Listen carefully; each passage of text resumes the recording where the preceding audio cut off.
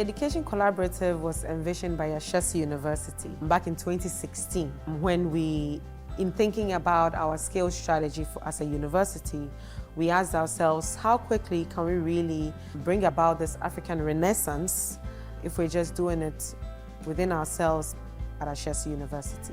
So in thinking around this goal for transformation, we asked ourselves, could we rather bring along other institutions on the continent who buy into this similar vision to work together to really rapidly and quickly scale the outcomes for students on the continent. And so in achieving that, we've had to work through the differences in culture, the differences in context, the differences in types of institution, right? So those have really been our biggest challenges. And in tackling that, we've had to take a very organic approach to building the relationships and the connections that we've established in the Education Collaborative.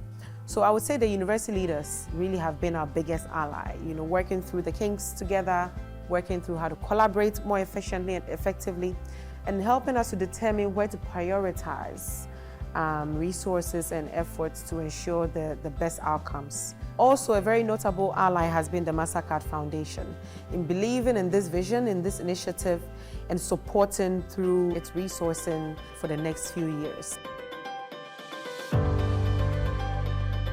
In the last 3 years, we have been rolling out our 10-year strategy, ending in 2030. In doing that, we've really figured out how best to set up a regional hub, because the Education Collaborative is organized or implemented through regional hubs to drive further contextualization and relevance of the solutions and the sharing that happens. And in the last 3 years, one of the biggest successes is setting up these regional hubs. We set up East African Hub with about 10 institutions being the anchors in that region. And then we set up with the West Africa regional hubs with close to 15 higher education institutions really driving priorities in that region. So the future looks like institutions seamlessly working towards one goal for transformative higher education in Africa. And I think that's one of the biggest goals we are working towards in the Education Collaborative, to build a certain culture of trust such that institutions at any point feel like they can rely on each other to learn, to address challenges, and to make progress in giving quality education to the students that come through their systems and structures.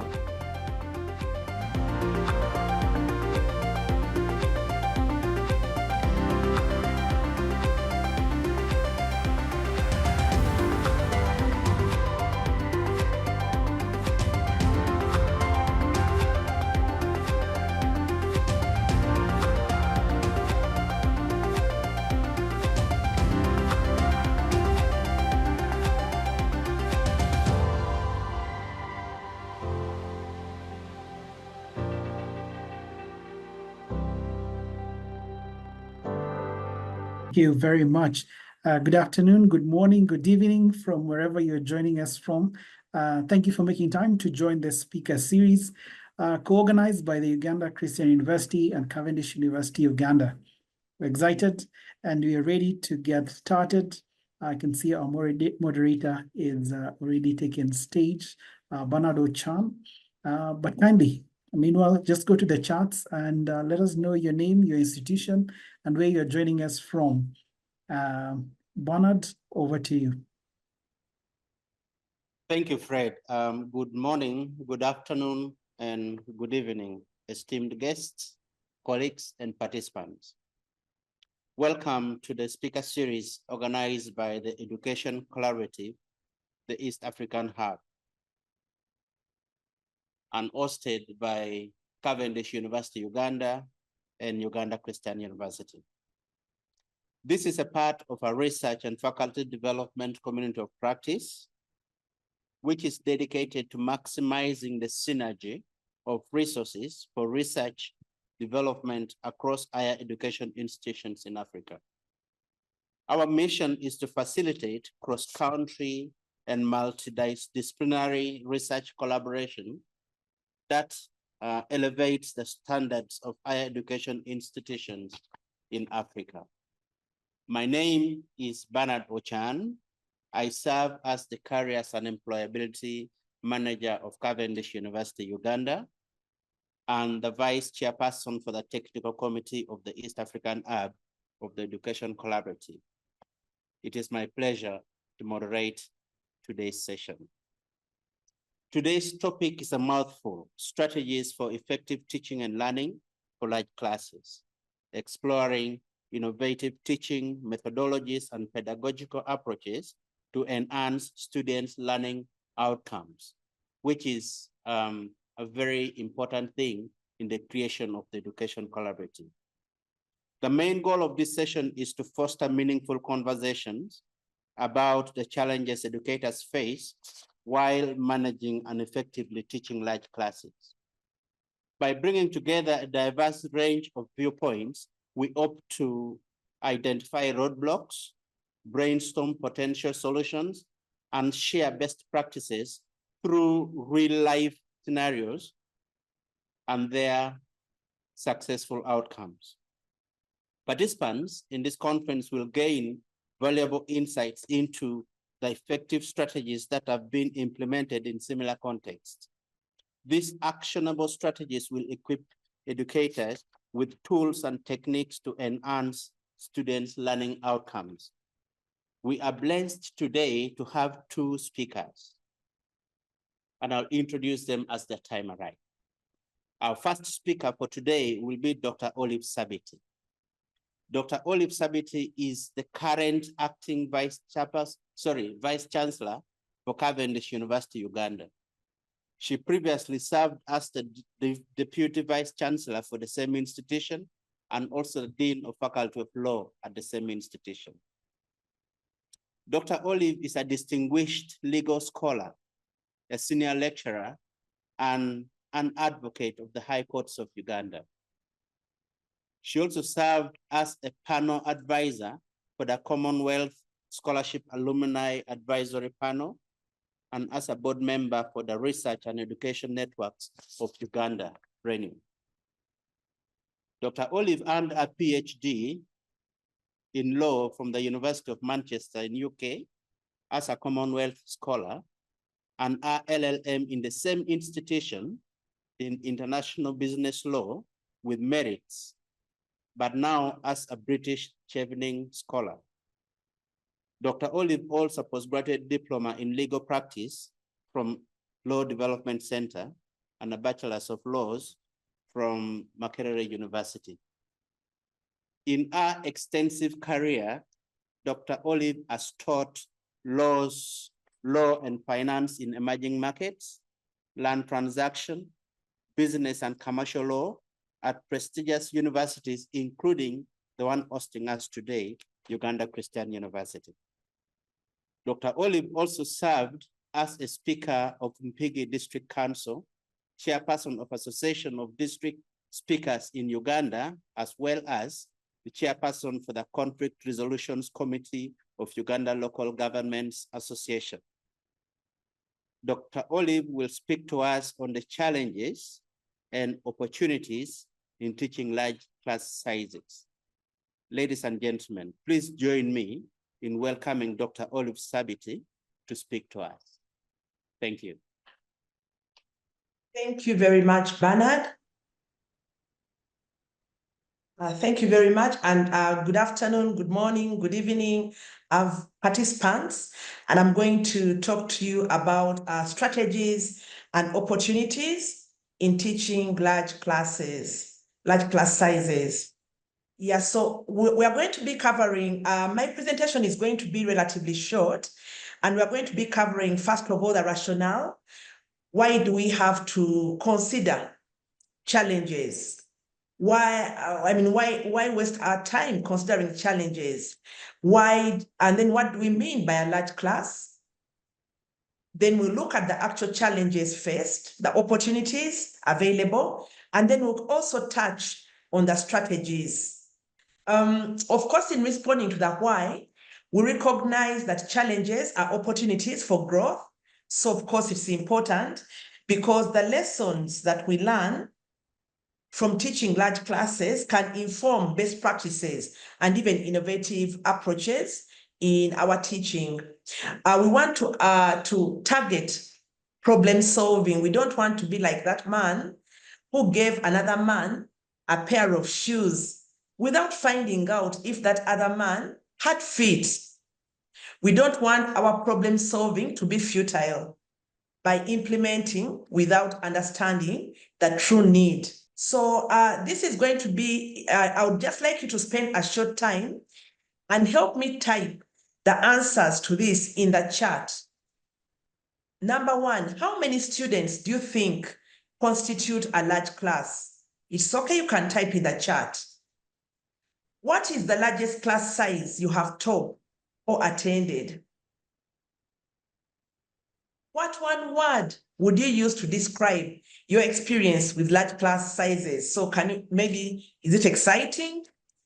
It would be interesting if you would specify whether it's the largest class size you have taught or one you have attended. Yes, and that one word will also be very instructive. I'm giving you a minute where we can just share these responses. I'm seeing only one response so far. How many students do you think constitute a large class? What is the largest class size you've taught or attended? What one word would you use to describe your experience with large class sizes?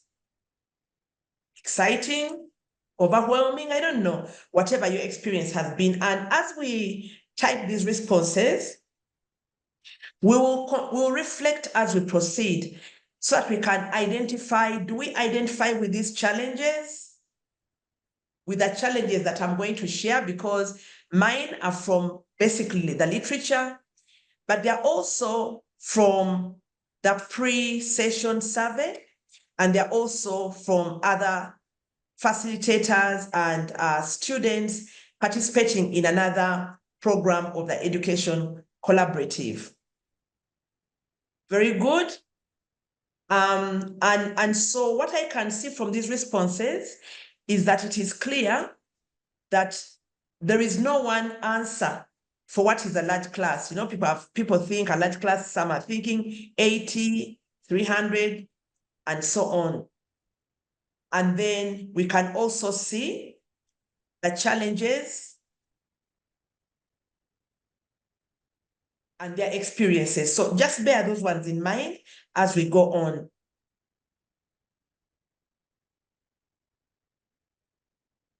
Class of 600, maybe 200, let's go on. So what is a large class?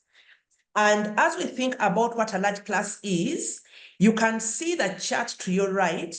It is from the pre-webinar survey where we asked people the average size of classes that they've taught. And we can see that over 50% of the participants or of the education collaborative community have taught classes that are more than 50 students, so 51 students and above. Most of them have taught between 51 to 100 students. So this problem that we are discussing today is not a makeup. We are not making it up. It is actually prevalent in higher education institutions.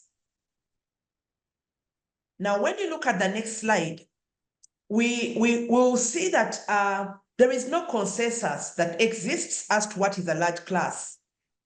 But we can pay attention, or we can define a large class by thinking of it as personalized attention, and traditional teaching methods would be lacking. So if you have a large class, you wouldn't have personalized attention and you wouldn't have traditional teaching methods. You know, it would not be easy to practice them. You may try, but it may not be easy. And that would say is a large class. And a large class may also vary depending on the class, on the field. So for example, if you're teaching doctors, what you would consider a large class may be dramatically different from if you're teaching maybe political scientists. It could also differ depending on the institution. It may be a small institution by choice, or it could be a large institution. But we know that many times these large numbers, it is a question of access. Sometimes there are budgeting issues. But let us agree that a large size for our purposes will be any class bigger than 60 students. it is not really cast in stone. Remember, we've said that as long as you're not able to give personalized teaching, personalized attention, that can amount to a large class. And you're not able to give this personalized teaching because the students are too many and you're the one lecturer. But some people consider 100 as a large class and so on and so forth. Some even consider 300 to 500. We'll now go to the challenges. Now this is again from the pre-webinar survey. And you can see that already our participants are telling us that, there's a challenge with student engagement. If you have a large class, you're not able to engage. And then the other prevalent one is you're not able to provide individualized feedback. So you imagine some people in the chat are saying they've taught 500 students. Are you able to give individualized feedback? No. But there are also other challenges apart from the two glaring ones. That is classroom management. There will be disruptions and even encouraging student participation. Let's bear in mind that student participation has a subtle difference from student engagement. Student participation is how they actually engage, participate in the classroom, in the lecture room. Let's continue, please. So there are a number of challenges associated with teaching of large classes. And I would like to say that the challenge is not about teaching per se, because you can hold a microphone and teach a whole room full of students. And I've done it before. I've taught classes of 400, 500. So it's not so much about teaching difficulty if you're going to use that traditional method. But it is connecting with each student and making the learning experience meaningful, ensuring that learning happens. That is really the challenge.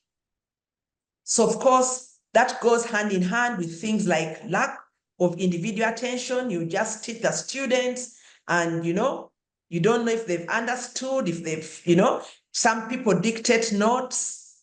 It's terrible. It's a bad experience. There's difficulty in managing classroom behavior, just like we identified in the pre-webinar survey, because some people may talk at the back of the lecture room, you're not able to control them. There are challenges in assessing student performance and in giving feedback. In fact, some lecturers give multiple choice questions, not because they're the most effective way of assessing the learning that students have achieved the learning outcomes, but majorly because it is the most practical. What are you going to do with hundreds of students and you're all alone? It is even worse if you engage in formative assessments as you go, because you won't get the time to give them the feedback. If you attempt any feedback, it will not be meaningful, certainly. Technology integration is also difficult, and that's a challenge. It is difficult in two ways. There may be challenges with accessing the internet. So of course there's the technology divide. There are some people who don't have access. This could be distance learners. They don't have access to technology. Or if they're on campus, they may not have devices. The computers at the library may not be sufficient to cover everyone. And then there are also challenges with use. You're connecting, internet is going off, then there's no internet, then some people cannot hear, some people cannot, all kinds of things. Not to mention instructor burnout. Because of all these students asking you questions, there are piles of marking to do, you get burnt out. The assessments. So the larger the class, the harder it is to foster student engagement. And I've quoted Ken Bain. He's a Harvard scholar who has written a lot on teaching of large classes and even on best practices in teaching and learning. Of course, in a large classroom, you cannot even think about active learning, at least as most of us practice it. And this list goes on and on. It goes on and on. I will not go through all this, but it goes on and on. You cannot customize the class. You cannot use your own teaching style, because if you used yours, the students have different learning styles. So it is difficult. And these challenges are not restricted only to us, the lecturers. The students are also constrained. So we did, there's a project that we are doing for the Education Collaborative. It's an education collaborative project, and it is on enhancing pedagogies for large classes. So we are also doing a baseline, and we found, these are some of the comments that students have told us. They say, one of them said that swimming, that attending a large class is like swimming in an ocean. Can you imagine a student feeling that way? He says that you're mostly on your own. Another one said that there's no personal connection with the lecturer.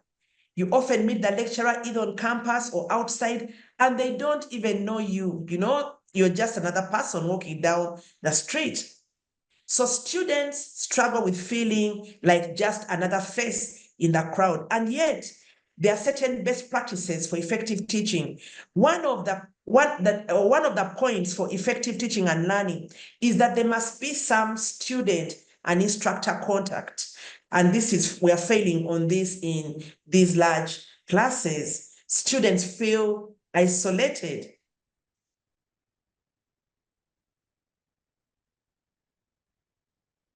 But all is not lost. There are some opportunities for large classes. There are some things you cannot do with a small class. So teaching large classes is a unique opportunity to innovate and even implement diverse strategies that cater for a wide range of learning styles. So if you have a large class, there's an opportunity to practice diverse teaching strategies and to employ different pedagogical approaches. Because if you have a very small class, you know, it is difficult. You just go and do what you've always done and there will be no complaint. You will not stop to innovate. You will not stop to reflect and see how you can do things better. With a large class, you're able to leverage technology in teaching. You're able to get like learning platforms, digital tools. I've seen the second presenter has already given us a Mentil icebreaker. You're not able to do this if the class is so small, then you're just 5, then it's not very engaging. But here you get diverse responses. And if you have a good platform which is artificially intelligent, you can do a lot of tracking. If you use something like Padlet, people can engage in small groups. You get different perspectives. So you can leverage technology in teaching, and you can also leverage technology for engagement. One of the students said that really a large class gave him an opportunity because he was able to make friends. You know, if you're very few, you have a small pool from which to select your friends. You kind of don't have a choice. You are stuck with those that are there. But with a large class, you're able to pick and choose. He also said that he was able to form study groups, and these have been very effective in making learning easy. Next slide, please. So other opportunities include scalable assessment techniques. You get to innovate and you're able to develop efficient methods for evaluating large groups. So because this class is big and because you're being intentional about it, you're more creative in the way that you assess. For example, you may take advantage of peer reviews. You may make advantage of rubrics, where you develop a rubric and then you share it and the students can assess each other. And in one of the reviews, the students actually said that is one way of them really appreciating the concepts. When they have a rubric and they go away with it, they discuss with their friends, that has a great impact. But of course, as a lecturer, you're also able to reach out to many more students in one go.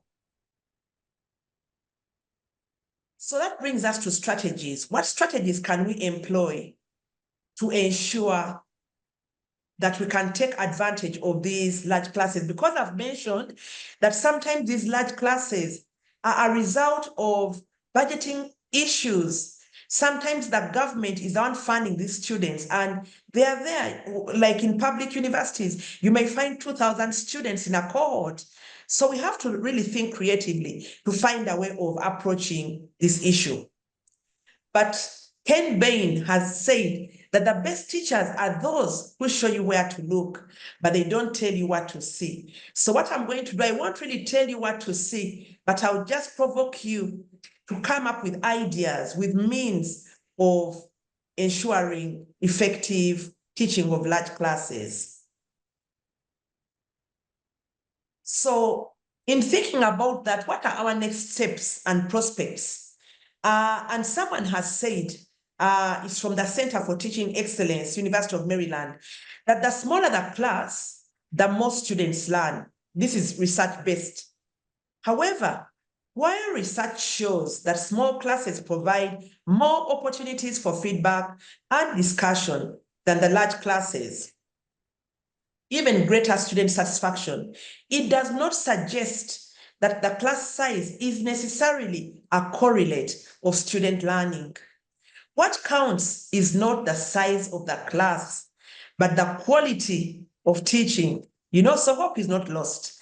The research suggests that the key to effective instruction and student learning, regardless of class size,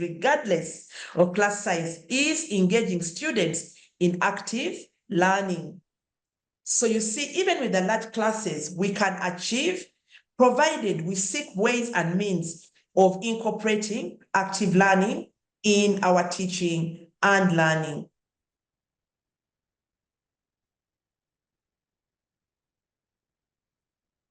So we should take advantage of innovations in educational technology. There are so many technologies, and the next speaker is going to talk about them, some of them, that we can employ to ensure that we have a satisfactory outcome. Research and development in pedagogical methods. And again, I would like to say that there is an education collaborative project on enhancing pedagogies in large classes. And really what we are doing, we're exploring means. We're exploring educational technologies that can help in this. We're exploring pedagogical methods that can help in really ensuring that our students in large class sizes can achieve their learning outcomes. You can take advantage of collaborative or cooperative learning, because teamwork and peer learning are critical even in the world of work. When it comes to assessment, I've seen in the survey, I saw some people who are worried about cheating and that kind of thing. But I think the emphasis should be on emphasizing higher order thinking skills, the synthesizing, the evaluation, and not memory. We should not focus on remembering, understanding. We should not focus solely on those lower order thinking skills. In that way, you will not even be afraid of cheating, because if someone is going to resolve issues from a scenario, you won't be scared of cheating, because it's an original situation and they have to think and apply. Even when they use artificial intelligence, they'll still have to think and think and prompt engineer accurately to get viable outcomes.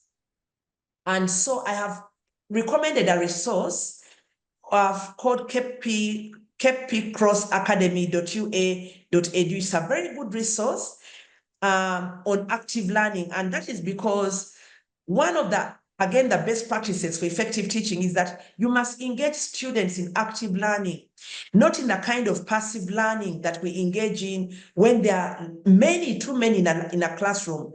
So this website, it is completely free. It was originally not pegged to any university, but now Patricia Cross was from University of Alabama, so now they have owned it, but it's completely free, and they have very many good active learning skills to use for our large classrooms. Conclusion, as we conclude, Teaching large classes, it is true, presents significant challenges, and it is prevalent in our institutions of higher learning. But numerous opportunities are available to enhance students' learning experiences, to improve learning outcomes and teaching effectiveness, of course, through innovative strategies and tools. It is important for us all to adapt and innovate teaching methodologies. It cannot be business as usual. You cannot teach the way you were taught. You will not hit the goal. Thank you, Dr. Olive. Yes, thank you. I am done. I'm only saying that the call to action is let's embrace these opportunities to transform our teaching practices for the better. Thank you very much. Yeah, good afternoon or good morning. Good afternoon. Yeah, my name is Hezron Mogaka from the University of Embu. And mine is basically to say that I teach large classes, particularly online, and then there later, we have a blended kind of approach where we have got some common courses where you have got over probably 1,000 students and with around probably 6 lecturers. So what we normally do is that we do it online for the entire class, and then from there, we break them into groups of around 300. But even these 300 is quite overwhelming, and the constraints, Prof has already mentioned them.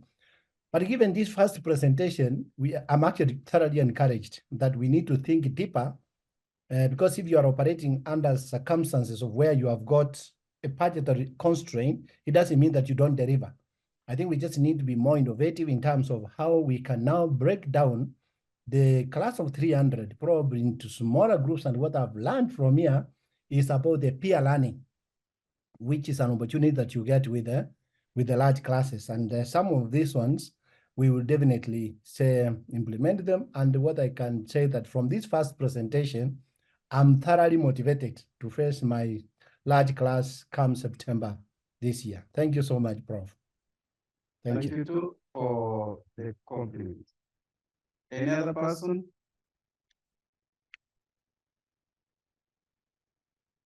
I've seen many people appreciating sending texts.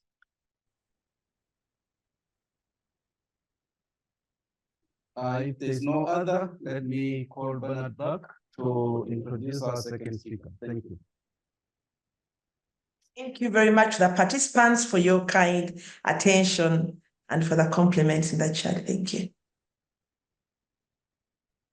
Thank you so much, Dr. Olive. I have learned from your presentation that teaching is not just imparting knowledge, but creating an enabling environment for people to learn, for students to learn. Because in the quotations that you made mention of what counts is not the size of the class, but the quality of teaching. Thank you so much. And I pray that the next presenter comes to then delve deeper into the more practical bits of what we can do and how we can do them. Our second speaker is Dr. Peace Chinwe Igiri. Dr. Peace is a dedicated lecturer with over 14 years of experience in teaching, mentoring, and research. Dr. Peace holds a PhD in software engineering from Sabiiti University, Rajasthan in India, a Master's of Science in Computer Science from University of Port Harcourt in Nigeria, and a Bachelor's of Engineering in Computer Engineering from Enugu State University of Science and Technology in Nigeria.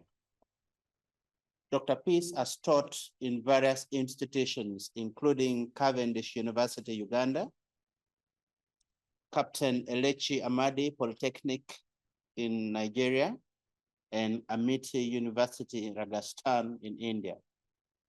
Our research focuses on bio-inspired computing and optimization of algorithms with numerous publications in prestigious journals. Dr. Peace has served as a Deputy Director of Open Distance and E-Learning and coordinated the departmental research teams. She is a member of the IEEE, which is the world's largest professional organization dedicated to advancing technology for the benefit of humanity. She is also a member of the Association of Computing Machinery, ACM, and the Nigerian Society of Engineers, and very many other professional organizations.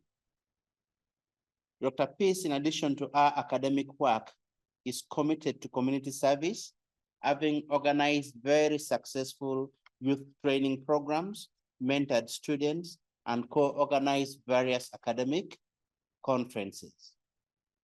She will be discussing with us and sharing with us innovative pedagogical approaches for large classes, case studies, and practical implementations. Ladies and gentlemen, can we welcome Dr. Peace together? Okay, all right. Maybe I need to raise my volume. I shared a code and a link to this session. This is the first session of our training, and I'm requesting that we join this icebreaker. It's just a little quiz to teach ourselves, to know where we stand, to understand ourselves better as higher education leaders. So I'm going to start right away. Just 5% of training. So let me start presenting. So this is the rule of the game. The faster, the more score is gained.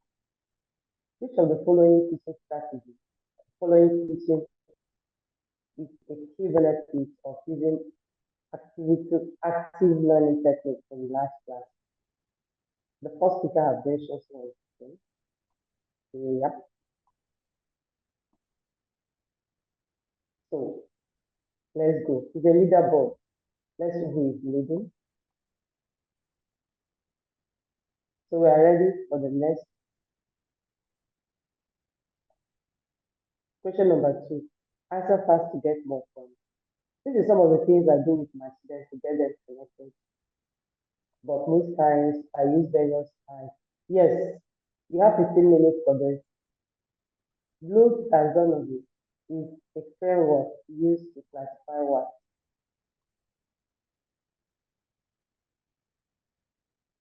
Time up. Great. Okay, we are here. You can see the leaderboard. You should know yourself where you stand here. Who is K? Yes, K is there, the fastest. Teddy is there. Esla, Chewa, thank you for joining. So the leader is K at the moment.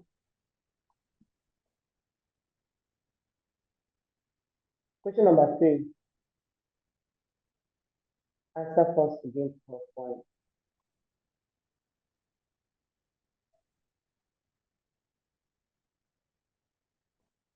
We have just one more question left. Are you ready? Go.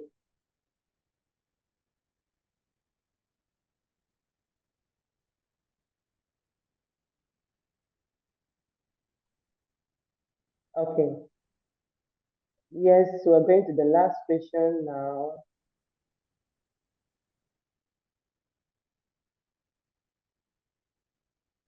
Kate is leading with 1,680 points, and followed by Teddy. So let's go. The last question.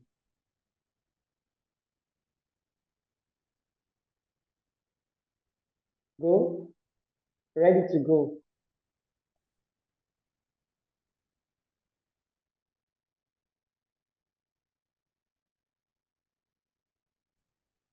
So what can describe integration learning of digital technology into teaching and learning process?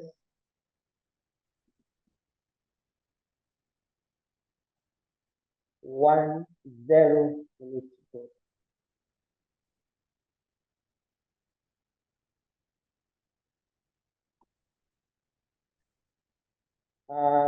Who is leading? UK. Okay. So, can we give a round of applause to UK? This is what I do with my students. This is just a quiz. This is Mentimeter, one of the tools we talk about. I will also share with us how we can use it if time permits.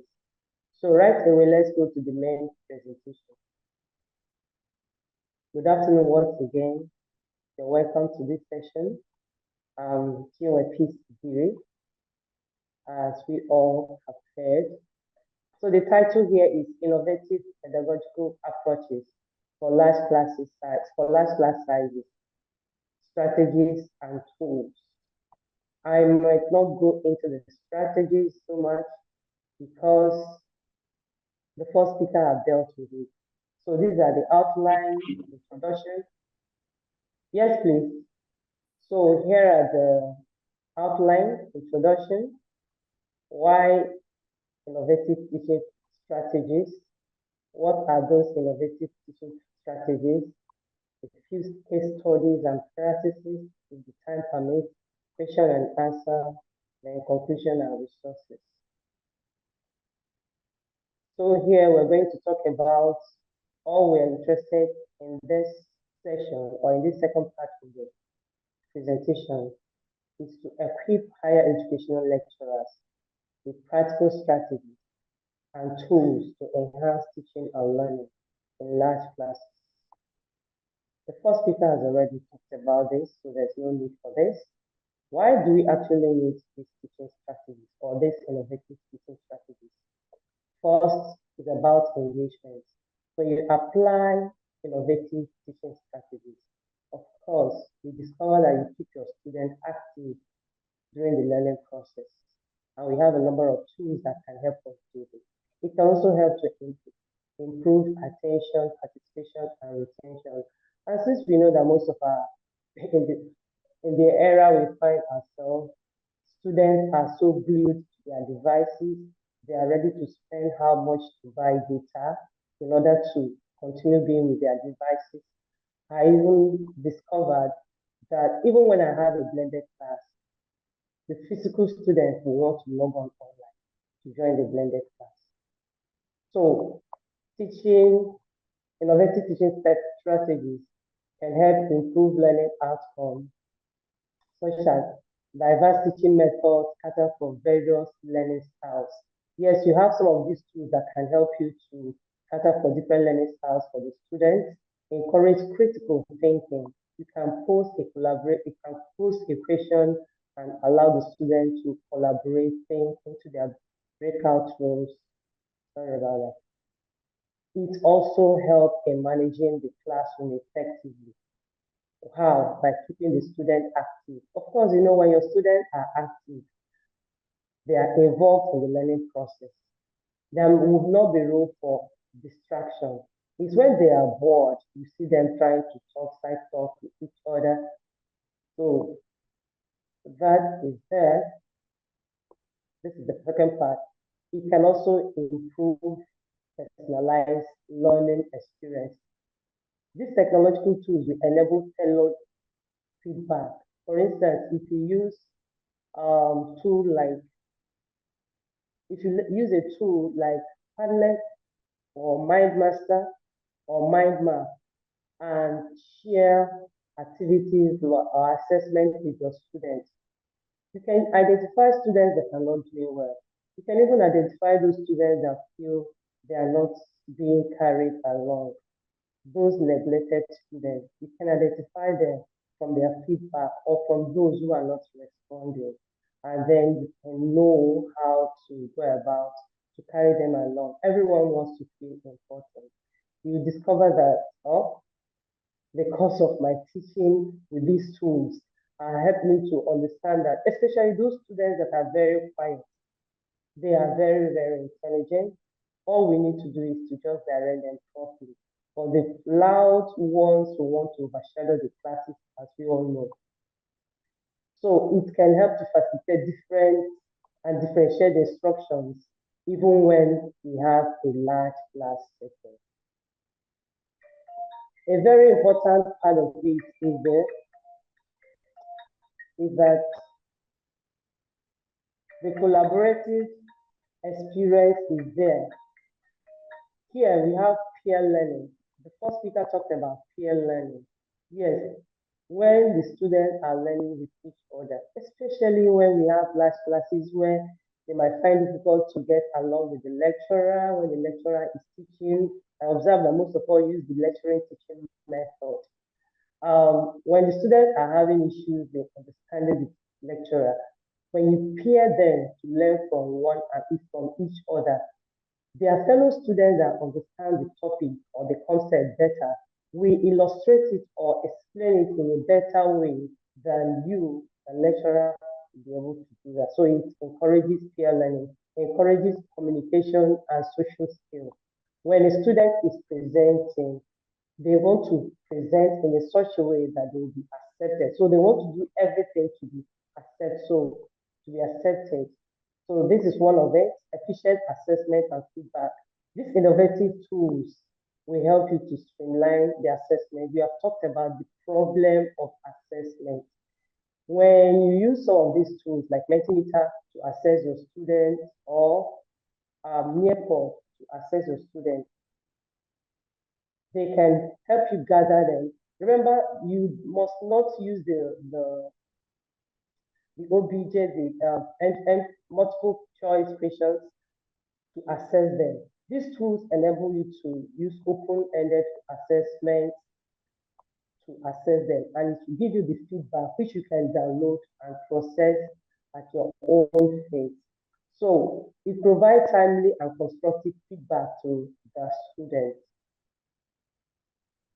What are the innovative teaching strategies available? There are so many of them, but we have interactive tools that enable you to conduct polls. I know that there are a lot of tools that can help you do this, but they have their various limitations. So you can do live polls, you can do quizzes, you keep the students engaged. Tools like Nearpod, Mentimeter, quizzes can help you achieve that. Collaborative tools like Padlet, you can share a topic with the student. And for those of us that are coming from the law, where you have a lot of debate, you can share a topic and you structure it in such a way that the students will need to debate on it. And the students just go ahead and use that. It has a special tool for debate. You can use the Google, this is not complete, you can use the Google Doc for collaboration. The multimedia tools are there. You can use a lot of videos from YouTube, animations from different types of tools available like Canva. This will enable students to get engaged. Nearpod is also there. You can see that I'm always talking about Nearpod. One, I'll tell you why I love Nearpod so much, but it has its own drawback. Then the real-time feedback. When you provide immediate feedback during activities, tools like Mentimeter can help you see, and even the student can see the feedback as the answers are coming, just like we saw today during the first presentation, during the icebreaker session. As the answers are coming, they are seeing their performance, they are seeing their responses. You can address the ones that are not doing well from there. I have shared a document with Frederick to share to the participants. So if you click on that document, it takes you to a Google Doc where you can see how you can utilize Nearpod. I don't know how many of us that were able to do that. We'll see what you're able to do with that during the icebreaker session.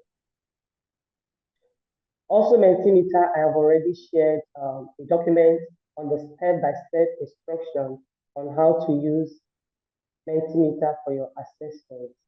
I wouldn't want us to go to the theory of what to do here, but we'll go into the practical session. I hope time will allow us to do that. Also, I have also shared the Padlet website and the Padlet step-by-step instruction on how to utilize Padlet for your collaborative activities. I am actually interested in this part of the survey. This part of the survey we carried out, the first speaker has spoken about it, and these are the responses, as you can see, even during this first speaker session. You can see that majority fall into this 46.7% of the participants fall into this 30 to 50 students. And this is why I talked about Nearpod, although it has its own challenges. You see, Nearpod can allow you to admit up to 40 students in the free app. When you're using the free, you can admit up to 40 students. And this 50 to 51, so if you have this number of students, you can admit 75 with a plan. Let me share I have to go switch on to online to share the plan with you. I don't want to disrupt this slide. Then if you have about 100 to 200 students, you have a plan that can take care of 250 students and all that. So all these plans are available. So for the free, where most of us fall into, we can use the free Nearpod. So let me exit at this point and go back online while I'm waiting for your patience. At this point, I want us to see how we can use the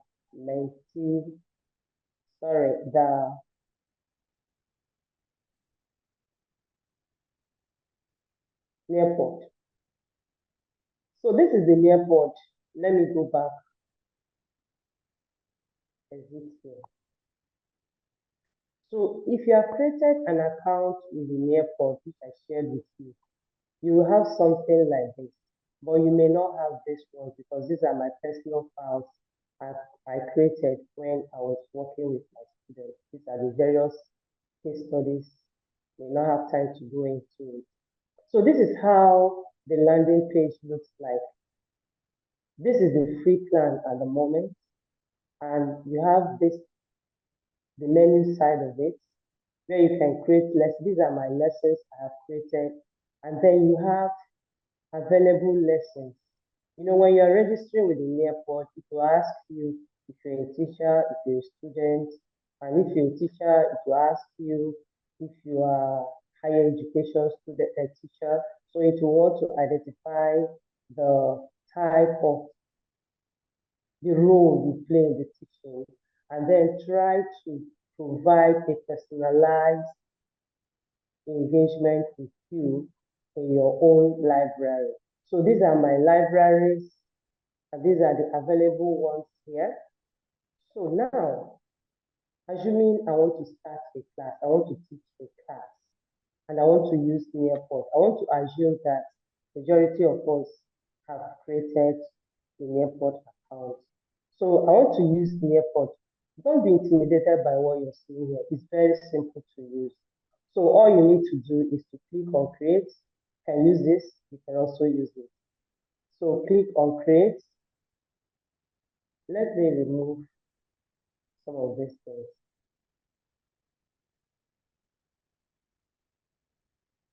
You can see I can easily remove a lesson which I don't want. So I click on create, and when you click on create, you see these options. You see lesson, video. If you are creating lesson, it will give you the option to create content, media, and activities. And what are activities? Activities are things you want your students to engage in. And there are various activities as we see as we go on. And then if you want to create a video, you can share a video you have recorded and then build questions into those videos and allow the students to respond to it. You can also get a video from YouTube or from any of those, anywhere, and share with the student, then ask them questions, they will respond to that. Then if you want to just create an activity, you can quickly engage the student first by creating activity. It could be a poll, it could be collaboration, it could be mathematics. I saw one of the participants was saying, I want to see how you can use technological tools, online tools to teach mathematics. This is where Nearport is very good. You can use it because it gives you option to write equations. Then you can create a lesson from Google Slides. If you have Google Slides, you already have, so you can just populate it. But now, I want to create a lesson that has content and media and activities into it. So I click on that. It brings me to this Canva where I can create my own lesson. And you have different options here. You can see that it almost looks like PowerPoint. So you have add content and activities. You have pick slides. You have upload your own files. You can use any of these ones. But let's agree, I want to use this. And I want to use this particular file. Let me exit here and close. Sorry, you're not seeing my screen at the moment. Let me just do something. All right. So can you see I hope you can still see my screen. Please, Yes, can you confirm what you're seeing? It's okay. Can you confirm where you're seeing? The screen is okay. The Nearport, right? All right. Yes, you can see the Nearport. Okay, so it brings you, once you click on create, it brings you to this Canva where you can choose any of these options. These are the various options. You have slides, you have slideshow. This slides will enable you to create slides from scratch. You can do all your slide creation from here, but I don't like using Nearport to do this because sometimes it doesn't give me the feel I want to give beauty to my slides. So I don't like using Nearport. I prefer to get my slides in PowerPoint or Canva, then I upload it into the PowerPoint, into the Nearport, which I'm going to do right now. Then I can ask interactive questions with the student. So since I want to upload slide, I can just use this. Then you can include an audio. You have a recorded audio, you can include it and then do anything. Here is interactive options. If you have a video, you want to share with the students and you want them to respond to it. You have a web content, articles that you want them to react to. This is where you can click to do that. You also have BBC video and other things you can explore. Nearport also have these quiz and games that could help your students get engaged. This is the collaborative board. This is the flip option. This is the poll. And this is the open-ended. When it comes to collaborative board, I prefer using the Padlet because Padlet gives me better options. I can maneuver a lot of things than Nearport does. And when it comes to poll, I also prefer using Mentimeter because Mentimeter also gives me better options than this. But when it comes to interactive teaching and learning, I come to Nearport. So I come here, since I want to use this option, upload slides. I have my own slides, the slides I just presented to us. I click on this, upload slide, then I click on upload presentation. This is the slide here. It takes me to my windows where I can set the slide. You must make sure that the slide is closed or the PPT or where you're getting the file from is closed Otherwise, it won't even give you any response. You can see here that this airport is still in beta, so still work in progress. So it will not give you anything. You just discover that you're not seeing anything. You can complain about, I'm not seeing anything. So if this file you're loading is not closed, it may not be able to load it, and it will not give you a warning instruction why that was a problem. So you just discovered. So here it says file is processing. So it's processing the file. It says sit back and relax. Your file will be ready shortly. Continue editing to take a break. So let me just give a title here, practice. While I wait for the file.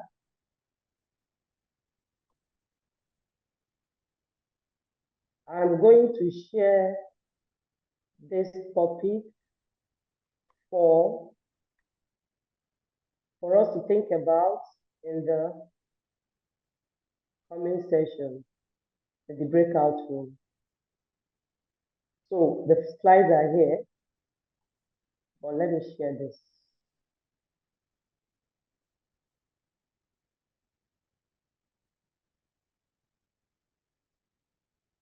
I'm sharing something on the chat. So that's the breakout activity we want to do. We have 2 questions there. So while we are working on this, and think about that. Now, I've uploaded the slides I want to share, and I want to add some interactive activities into this slide. So during my presentation, I'll take time to check out which of these slides where I want to add my interactive activity. Let's assume I want to add it here. Maybe I've thought something like this, and okay, let's add it here. So you click on the slide you want to add, then take new, add new slides. Now, let me assume it is a video from YouTube, or I want to ask a question from the classroom. So let's go to YouTube video. So let's get this. Although I don't have any video on mine. So let me just ask a normal question. Fill in the blank.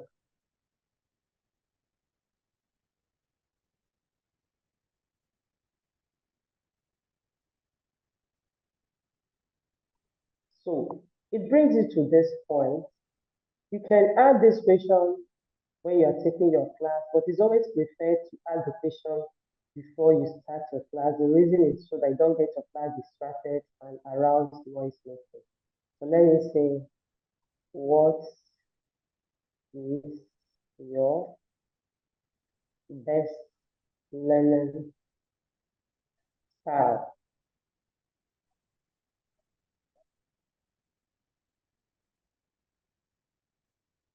So okay, this is a quiz. I can now add the options here. Peer learning, group discussion, group discussion. You can add as much as you want.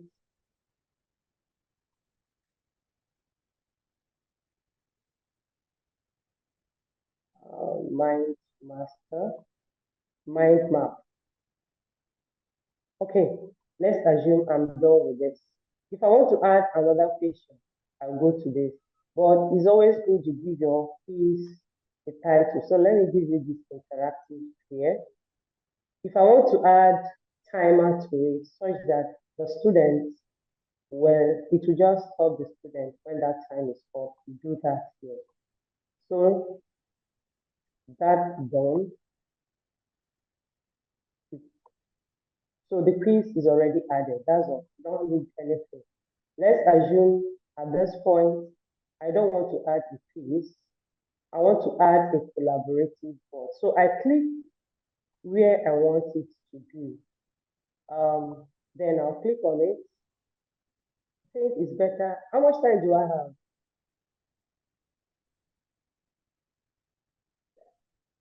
Bernard, please, Can you confirm how much time I have so I know what to do at this point? So let's assume I want to add a video because that video is a little bit technical. So I want to add video from YouTube. I click on this point. I want, while I'm teaching, the students should be able to watch a video and form their opinion from that video. So what I will do is to click on where I want to add the video, the slide I want to add the video, and click on add content, and then go to video. It's under interactive, so click on video.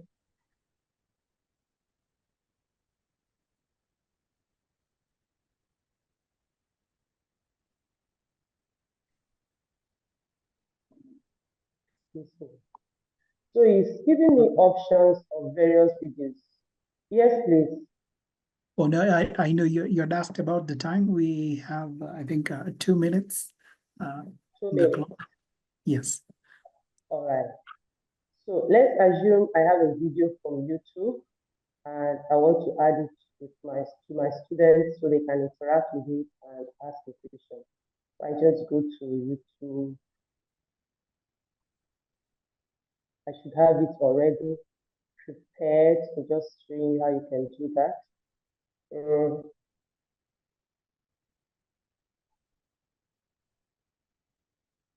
Looking for a very short video that will not take so much of our time. Okay, this is a 9-minute video. I feel I want to add it. So I click on it, but I don't want my students to watch all the videos because it's too long. So I go back to my lecture, to my nearpod. I've copied the video. Go back to my nearpod and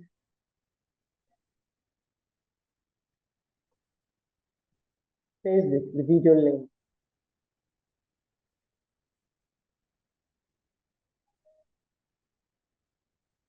So it's searching for, oh, sorry, I did the wrong thing. So this is the video I just added now. Go to YouTube video. This is the video I added now. So I click on it.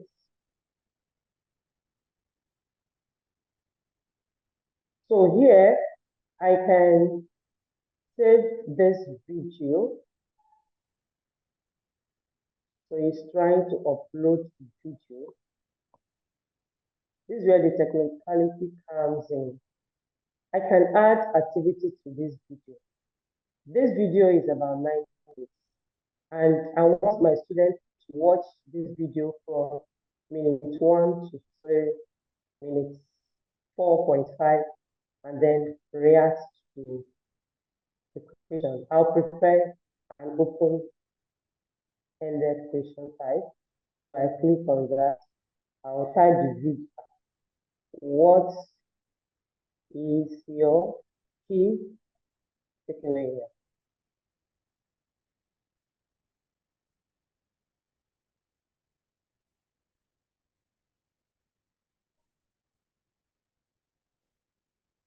You can see this is equation sign there. If you're using mathematics or you want the student to type mathematics, you can use the equation sign just here. So I have added the video and I want them to answer the question. So here it gives me the option to trim. This is very important because I've told the mentee, the nearport, please, when you get to 4 points, stop this video and answer that question. If I don't want, I want them to, after watching the video, answering the question, continue watching the video, that's fine, I can also do that. So let's assume I want to trim it. I just click on this. I click on this point and then trim. So it is added. It's already added. You can see it here.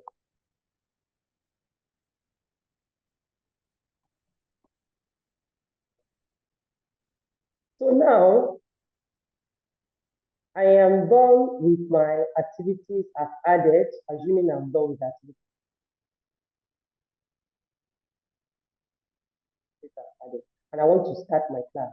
What do? I just go back to Nearpod. It's called practice. So you can see this practice I just created now. This is it. This is it. So it's asking me to save changes. Got it. Now I can now start my class. Why is it not saving my changes? This lesson isn't ready to teach here because it has some slides incomplete. So do you want to teach? Got it. So let me edit. It's telling me that I have some slides that are not complete.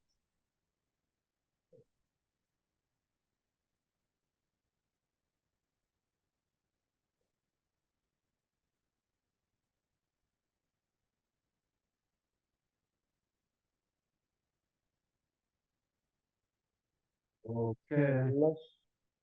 All right.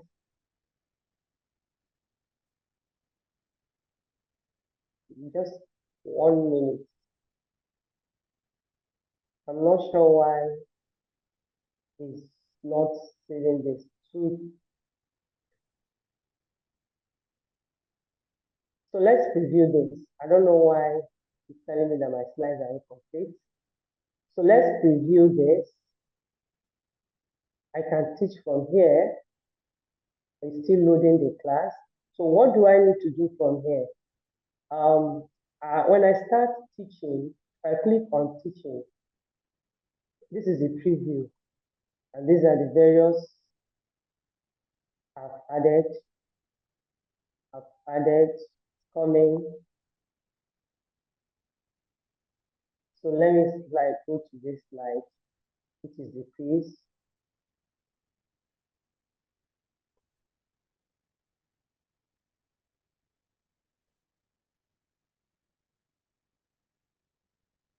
So basically what the Nearpod is supposed to do, probably to the network issue here. When I start teaching, okay, it gives me option for live participation, but it's telling me here that my Nearpod is having error. When I start teaching, it will give me these two options. Here, this first option says live participation. If I want to use this for the active class, then I can go for this. If I click on this, my student can join. I shared a link for you to join the other one, but since the time is not permitting us, we cannot do that. Maybe during the question and answer session, I'll be able to address some of the challenges you encountered when you're trying to use the Nearpod or any of those tools I shared with you. Then if you want to use the student pace method, that means it is the student that interacts with the slide. Once they enter or once they log into the Nearpod using the teaching code you have shared with them, they can browse and play around, answer the questions at their own pace, at their own time, and you see the submission and there. But at this live participation, it is the teacher that controls the slide.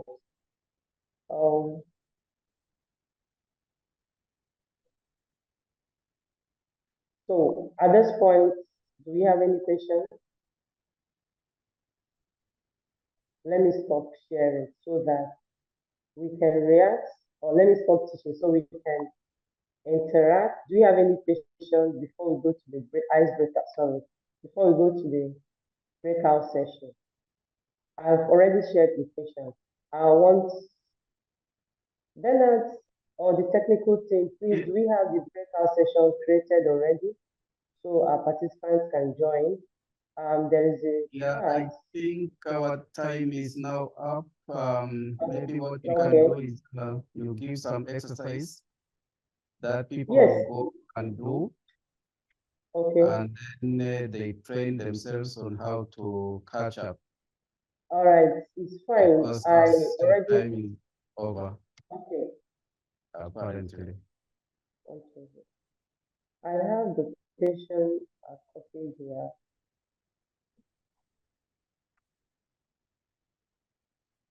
Control C.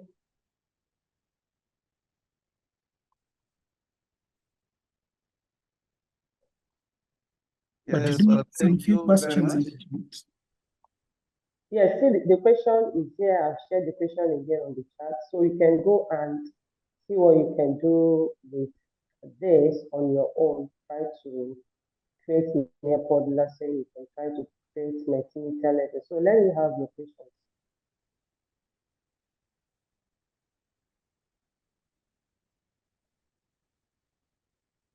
Yes, thank you very much for listening, for paying attention, and it's time for us to interact.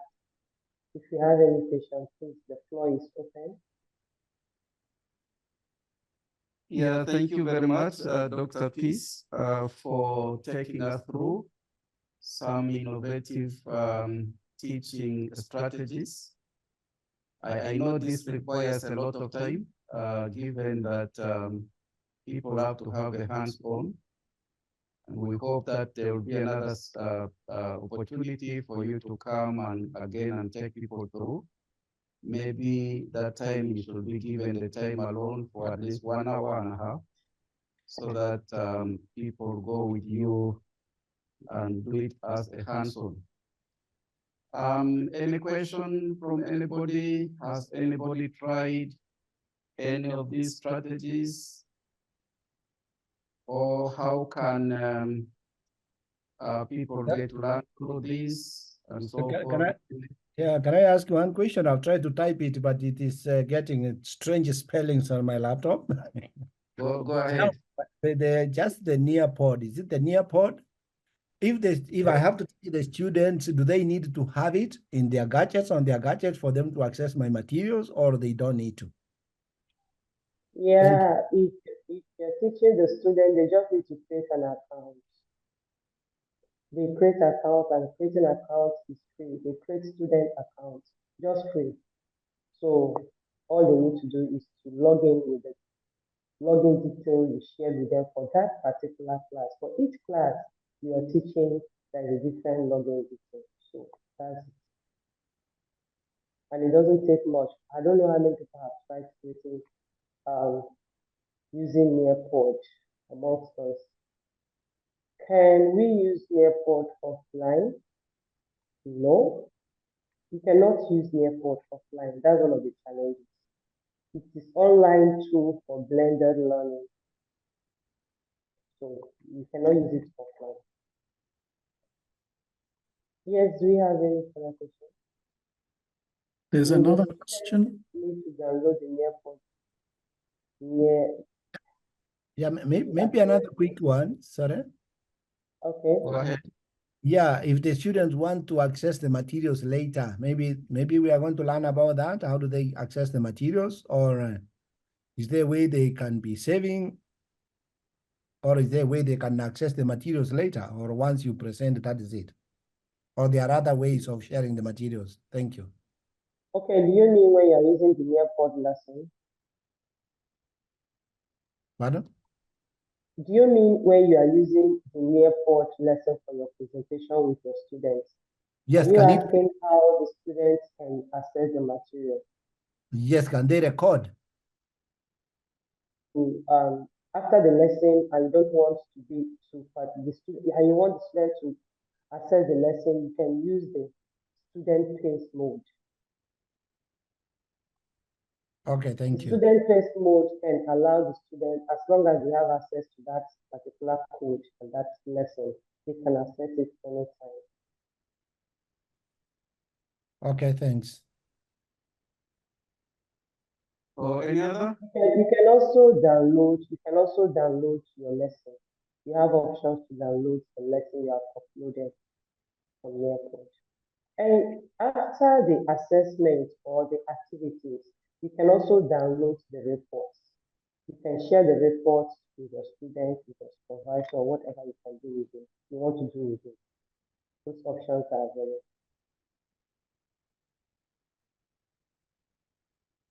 Okay. Thank you very much, everybody. And I'd like to thank our presenters, Dr. Olive and Dr. Peace for ably taking us through today. And we know that this has created in us the urge to learn more. And it is our prayer that in the next sessions to come, we shall push it from here. And I now give everybody back to Fred. I think he wants some photo session.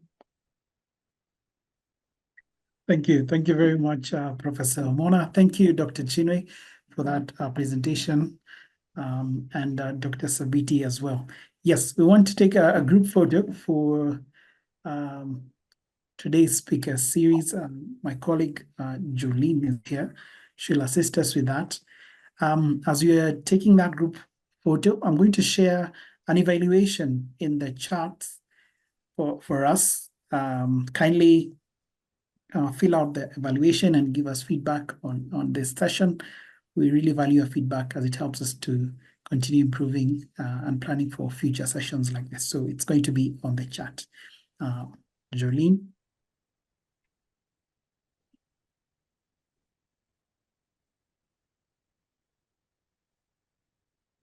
You're on mute. Yes, made us to smile forever. Hello, good afternoon, good evening, everybody. Let's close out the week on a very bright note with very wide smiles. So if you can all just look at your screen, and I will count down to 3, and then we will take our picture. I'll take 3 pictures, please, because we have a sizable number. And if that's okay with everybody. Okay.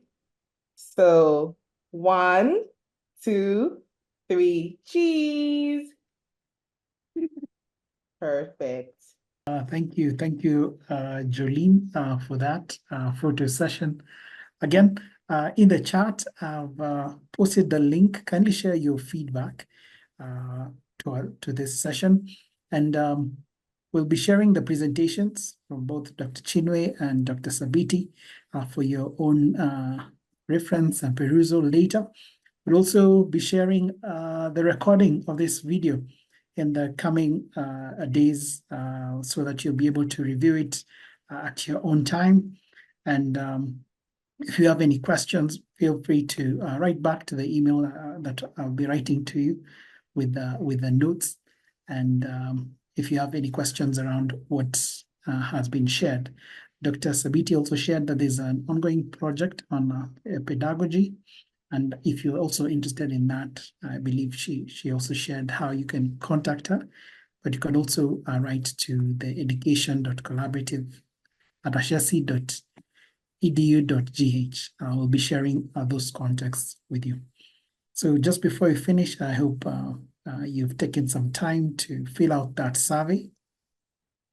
I have one last announcement to share with you. This coming October, we're having a regional convening. The East Africa Hub will be having a regional convening that's going to be held in Tanzania, Dar es Salaam. And I'm sharing on my screen right now for the convening will be happening in Dar es Salaam on the 3rd and on the 4th. You can see it on my screen. The theme is going to be Africa Educational Renaissance, Collaborative Strategies for Resilient Learning Systems in 21st Century Africa. Registration is open and it's ongoing. We'll be closing the early bird registration on the 31st of July. So I want you to take the opportunity and get the early bird rates to attend this convening in Dar es Salaam, a regional convening of the Education Collaborative.